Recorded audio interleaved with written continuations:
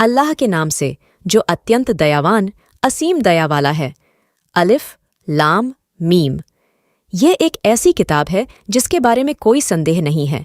यह उन लोगों के लिए मार्गदर्शन है जो ईश्वर से डरते हैं, जो लोग परोक्ष पर विश्वास करते हैं और नमाज पढ़ते हैं और जो कुछ हमने उन्हें प्रदान किया है उसमें से खर्च करते हैं, और जो लोग उस पर ईमान लाए जो तुम पर उतारा गया और जो कुछ तुमसे पहले उतारा गया और आखिरत पर यकीन रखते हैं। ये अपने रब के मार्गदर्शन पर हैं और वही सफल हैं। और जो लोग इनकार करते हैं उनके लिए चाहे तुम उन्हें डराओ या न डराओ, बात एक समान है, वे ईमान नहीं लाते। अल्लाह ने उनके दिलों पर और उनकी सुनने की क्षमता पर मुहर लगा दी है और उनकी दृष्टि पर पर्दा डाल दिया है और उनके लिए बड़ी यातना है।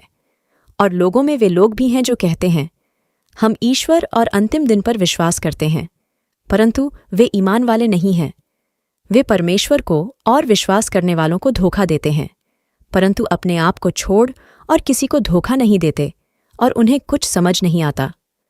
उनके दिलों में एक बीमारी है, इसलिए भगवान ने उनकी बीमारी को बढ़ा दिया है और उनके लिए दर्दनाक यातना है, क्योंकि उन्होंने झूठ बोला। और जब उनसे कहा जाता है पृथ्वी पर भ्रष्टाचार मत फैलाओ, तो वे कहते हैं हम तो केवल सुधारक हैं।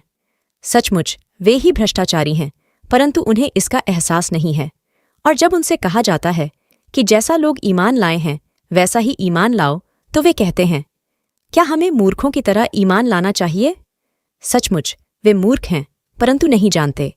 और जब वे ईमान लाने वालों से मिलते हैं तो कहते हैं हम ईमान लाए, और जब वे अपने शैतानों के साथ अकेले होते हैं तो कहते हैं हम तुम्हारे साथ हैं, हम तो केवल ठट्ठा करने वाले थे।